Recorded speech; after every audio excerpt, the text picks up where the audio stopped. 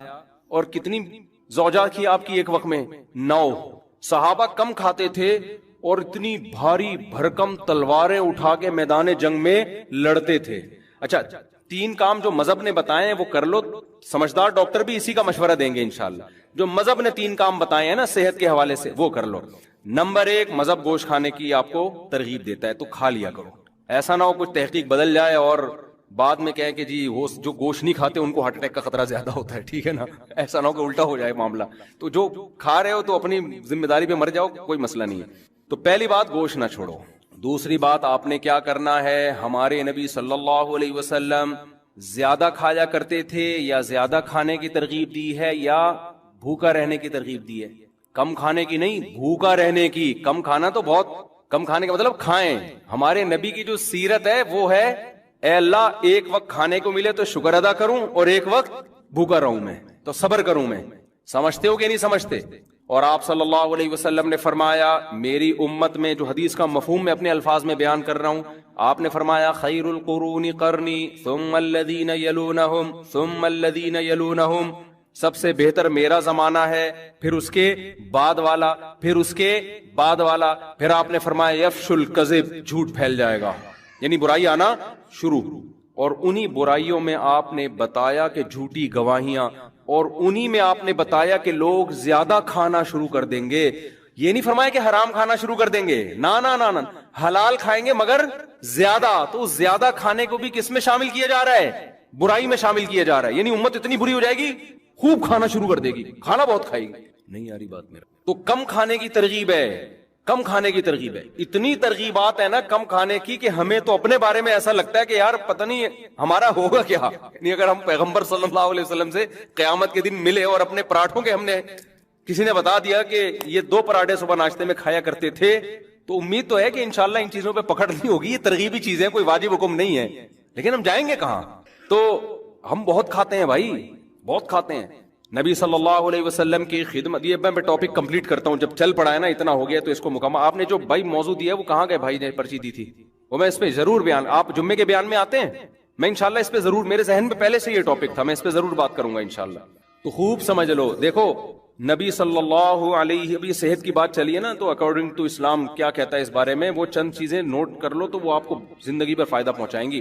نبی صلی اللہ علیہ وسلم نے فرمایا کہ 2 آدمیوں کا کھانا، ایک آدمی کا کھانا 2 کے لیے کافی ہے. طعام الواحد یکفی الاثنین، ایک آدمی کا کھانا 2 کے لیے کافی ہے. یہ صحیح حدیث ہے. جتنے میں 2 آدمی، ایک آدمی سیر ہوتا ہے نا، اس میں اصل میں 2 کے لیے کافی کا کیا مطلب؟ سیر تو نہیں ہوتے، لیکن جتنی آپ کو انرجی چاہیے، جتنا آپ کو زندہ رہنے کے لیے، ایک مناسب لائف گزارنے کے لیے جتنی خوراک چاہیے، تو جتنا ایک آدمی کھا رہا ہے وہ کتنے کھانا شروع کر دیں؟ 2 کھانا شروع کر دیں تو وہ کافی ہو جائیں گے. اور ہمارے ہاں جتنا ایک کھاتا ہے، جتنا ایک کو کی خوراک ہے تو وہ 2 کی کھاتا ہے. وہ اس حدیث پہ کیسے عمل کر رہا ہے؟ الٹا. جتنا ایک میں سیر ہو جاتا ہے نا، حدیث تو کہہ رہے ہیں تم ایک میں جتنا پیٹ بھر جاتا ہے تو آدھے میں اس کا آدھا کر دو. اور میں آپ کو بتاؤں جب آپ آدھا کرو گے نا، پھر جو آپ گوشت کی یخنی پیو گے، اوہ جو ہمارے نبی نے یوم نہر میں، مزہ آئے گا آپ کو. صحیح ہے نا، مزہ آئے گا، مزہ آئے گا. تو آدھا کر لو اس کو.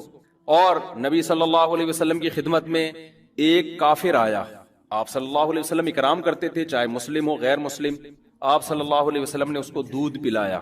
ہمارے ہاں دودھ پیا جاتا ہے ناشتہ کرنے کے بعد، 2 پراٹھے کھانے کے بعد، پھر آپ 1 گلاس دودھ پیتے ہیں اور کہتے ہیں کہ کیلشیم ملے گا، فیٹ ملے گا. کچھ بھی نہیں ملے گا اس سے. ٹھیک ہے کہ اس کے کھانچے کہیں ہیں ہی نہیں جہاں جا کے یہ فٹ. ہم جو نبی کی سیرت میں دودھ دیکھتے ہیں نا، اس میں 2 چیزیں نظر آتی ہیں ہمیں. ایک تو شدید بھوک میں، بھوک مٹانے کے لیے دودھ پیا گیا ہے، یعنی دودھ ایز اے کھانا استعمال کیا گیا ہے. ہمارے ہاں دودھ کو کھانا بولتے ہی نہیں ہے. دودھ جب شدید بھوک لگ رہی ہوگی نا تو پہلے خوب بریانی اور نہاری طبیعت سے پھوڑنے پھاڑنے کے بعد پھر کہیں گے، کیونکہ حکیم صاحب نے کہا ہے کہ رات کو دودھ پی کے سونا چاہیے، لہذا پھر دودھ پی کے سو کے ایک دن دھماکے کے ساتھ پھٹ پھٹا کے ہلاک ہو جائے گا.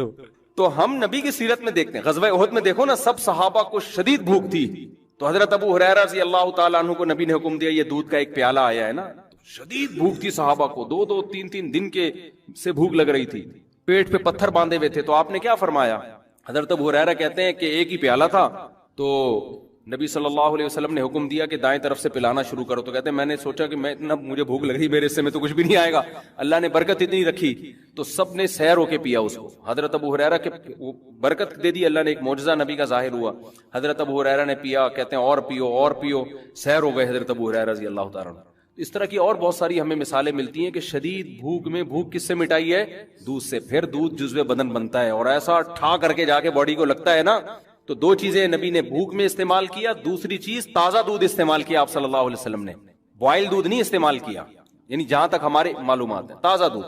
اب میرے یہ کلپ چلایا گیا، کسی نے کہا دیکھو لوگوں کو کچا دودھ پینے کا مشورہ دے رہا ہے جراثیم والا، تو دودھ کچا جب پیو جو فوراً نکالو اور فوراً پی جاؤ، اگر رکھ لیا تو پھر کچے کا نہیں. ہم بھی کہتے ہیں بھائی وہ تو ڈاکٹر لوگ بولتے ہیں اس میں، اور پھر خاص طور پہ جو گوالا تو کچا بھی پلا رہا ہے نا، تو اس میں گوالا بھی تو دے رہے ہیں نا دودھ، تو بھینس جتنا دے رہی ہے اس میں گوالا کا بھی اتنا اپنا خون پسینہ شامل ہے، گوبر کی چھینٹیں اور پتہ نہیں کیا کہ اس کو تو لازمی اپنی گائے ہو اپنی بکری ہو اور تمیز سے تھن دھو کے تمیز سے نکالا ہو تو وہ کچا ہی بہترین ہے. وہ آپ میرے مشورے پہ پی کے دیکھیں، آپ کو بوائل میں اور کچے میں زمین آسمان کا فرق لگے گا. آپ ایسے ٹماٹر ہونا شروع ہو جاؤ گے، پیٹ بہت اچھا ہو جاتا ہے، بہت سارے فائدے ہوتے ہیں.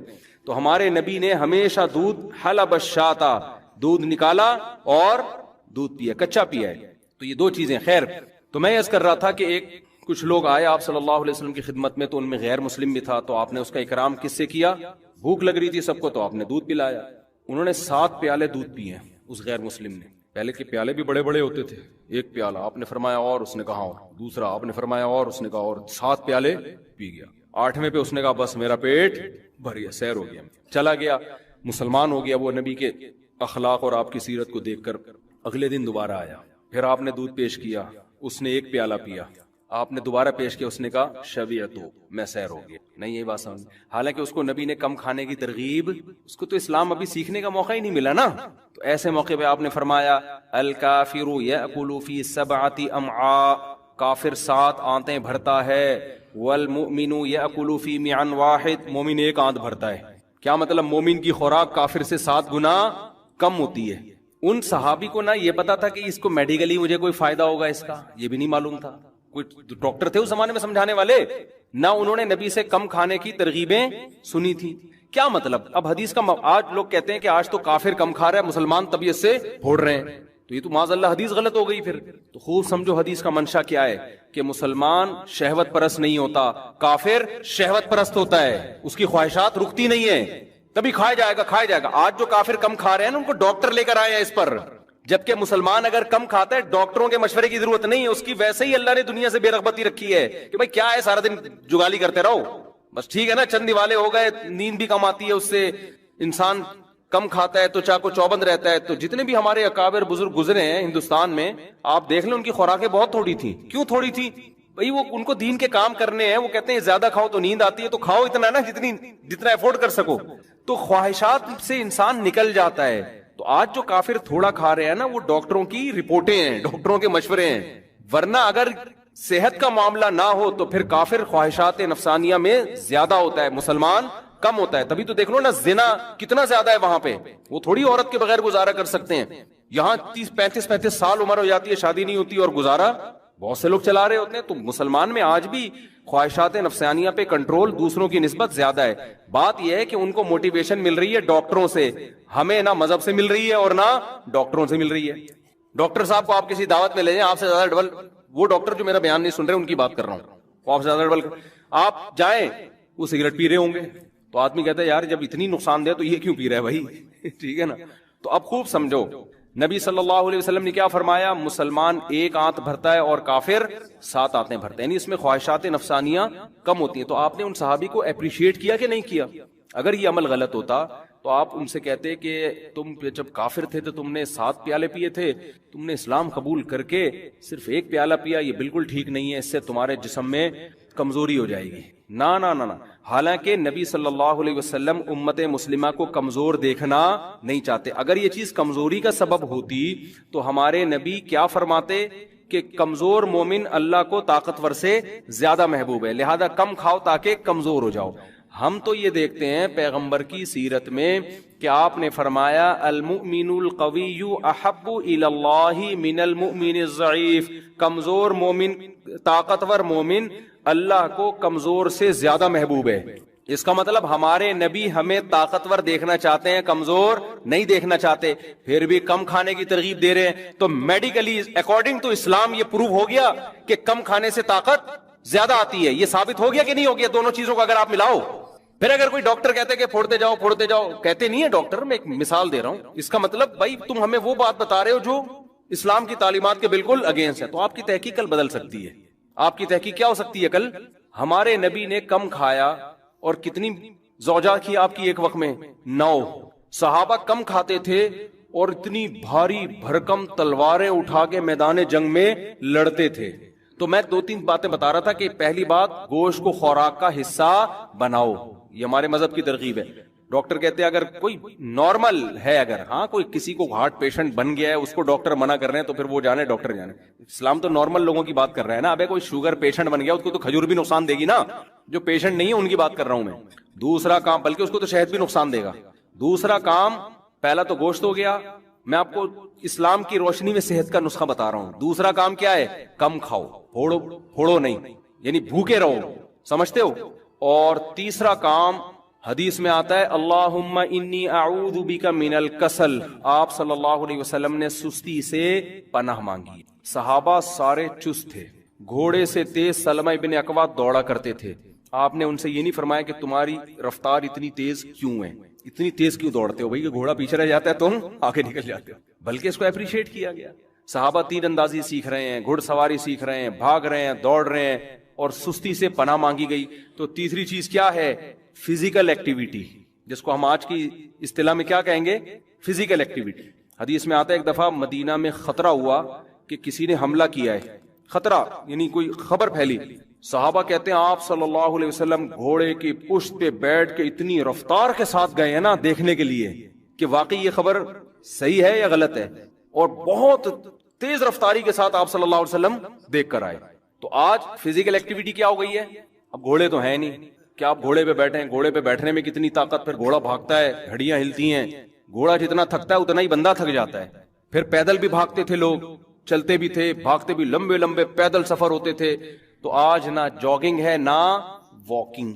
کھوپڑی شریف میں بات آ رہی ہے کہ نہیں آ رہی ہے؟ آپ کہہ سکتے ہیں جاگنگ کی الگ سے کوئی ترغیب. بھائی جو کام اسلام چاہتا ہے وہ اگر اس کے بغیر نہیں ہو رہا تو پھر یہ چیز خود بخود اس ترغیب میں داخل ہوگی کہ نہیں ہوگی؟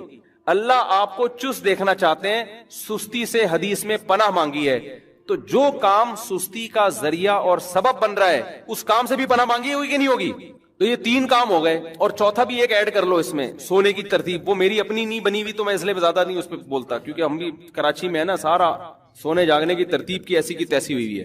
لیکن ہمارے نبی نے ترغیب دیر سے سونے کی دی ہے یا جلدی سونے کی دی ہے؟ کائنڈلی تھوڑا سا بتا دیں. اور دیر سے 12 بجے اٹھنے کی ترغیب دی ہے, یا آپ تو رات کے آخری حصے میں نماز پڑھا کرتے تھے. تو یہ 4 کام سونے جاگنے کا نا, یہ جو سونا کا 9 بجے ٹائم ہے اصل سونے کا, جو میڈیکلی بھی ایسی ثابت ہو گئی. تو یہ 4 کام تمیز سے. اور دوپہر قیلولہ لازمی کیا ہمارے نبی صلی اللہ علیہ وسلم نے, اور آپ نے فرمایا قیلوا فإن الشیطان لا یقیل, قیلولہ کیا کرو, شیطان قیلولہ نہیں کرتا, سارا دن جاگتا ہے شیطان, اس کے کام بہت ہے نا. شیطان جو ہے نا کبھی بھی آرام نہیں کرتا. تو اگر آپ آرام نہیں کرتے, ہر وقت کام کام, قائد اعظم نے فرمایا تھا کام کام اور بس کام, تو قائد اعظم کا یہ مطلب نہیں تھا. ان کا تھا کہ سونے کے بعد جتنا ٹائم اٹھو تو کام میں لگاؤ, وہ مزید سونے میں نہ لگاؤ. تو آپ نے کیا کیا کہ وہ سارا جو ہے نا, ہر وقت لوگ پاگلوں کی طرح جو پیسہ کمانے میں لگے ہوئے ہیں نا, وہ ہر وقت پاگلوں کی طرح پیسہ کمانے میں لگے ہوئے, سوتے ہی نہیں ہیں. اور سوتے ہیں تو موبائل پہ لگے رہتے ہیں, پھر موبائل تو ظاہر ہے نیند کو غائب کر دے گا. تو ہمارے نبی صلی اللہ علیہ وسلم گہری نیند سوتے تھے. حدیث میں آتا ہے آپ صلی اللہ علیہ وسلم کے نا ہلکے سے خراٹوں کی آواز آتی تھی. جب یہ گہری نیند ہوتی ہے نا تو ناک سے نا آپ صلی اللہ علیہ وسلم کے معمولی سے خراٹوں کی آواز, یہ جب گہری نیند ہوتی ہے تو پھر ایسی آواز آتی ہے. تو آپ صلی اللہ علیہ وسلم اور آخری عمر میں جسم مبارک بھی تھوڑا سا بھاری ہو گیا تھا, تو گہری نیند سویا کرتے تھے آپ صلی اللہ علیہ وسلم. تو ہمارے ہاں ان چیزوں پہ عملی. خیر میں یہ عرض کر رہا ہوں کہ 4 کام کر لو تو انشاءاللہ جیسے تمام دوائیں بچوں کی پہنچ سے دور ہوتی ہیں تو تمام دوائیں بڑوں کی پہنچ سے بھی کیا ہوں گی, دور ہوں گی. پھر جب پیاس لگے پانی پیو, جی نیچرل لائف. اس کے بعد اگر پھر کوئی خدا نخواستہ بیماری ہوتی ہے, پھر ڈاکٹر جتنے گلاس کا مشورہ دے رہا ہے اس کے مشورے پہ اتنے. اس سے پہلے ڈاکٹر کو کہ خام خواہ کے مشورے لینے کی میرے بھائی کوشش نہ کرو. خام خواہ کے جو ہے نا خطرناک ہو جائے گا وہ، ایسا نہ ہو ریسرچ کی بھینٹ چڑھا دے کل وہ ریسرچ کیا ہو جائے. اب مثال کے طور پر وہ جو اب تک سبزی کھا رہے ہیں، 15 سال پہلے میری ملاقات ہوئی تھی ان سے، وہ سبزی کھا رہے تھے، کہہ رہے تھے گوشت نہیں کھانا چاہیے، چکن بھی نہیں کھا رہے تھے وہ. تو اب اگر بالفرض ریسرچ چینج ہو گئی نہیں یہ گوشت کھانا چاہیے سبزی نہیں کھانی چاہیے، تو وہ تو کہیں گے یار ہم نے تو 20 سال کیا کر دیے، لوگ دعوتوں میں چکن بھی پھوڑ رہے ہیں، دمبے بھی چربی ڈال ڈال کے پکا کے پھوڑ رہے ہیں، اور ہماری ایسی کی تیسی، محروم ہو گئے. تو ہندو رہتے ہوں گے 90 سال 100 سال، مجھے نہیں پتا اس کا، سبزی سے رہتے ہیں، لیکن گوشت، ہمارے نانا ماشاءاللہ گوشت کھوڑتے ہیں، 99 سال میں انتقال ہوا ہے، وہ بھی اللہ کی قدرت تھی، تو ورنہ اتنی صحت تھی ان کی. تو